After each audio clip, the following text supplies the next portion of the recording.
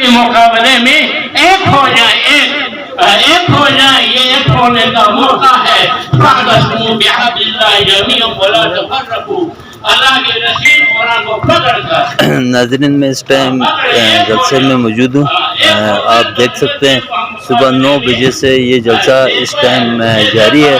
आवाम की बड़ी तादाद इस टाइम जलसा गाह पहुँच गई है। तो इस टाइम 1-2 बजे तक नमाज भी यहाँ पढ़ी जाएगी। ये एरिया सिद्दीक अकबर चौक है और इस सिद्दीक अकबर चौक के दरमियान जलसा जारी है।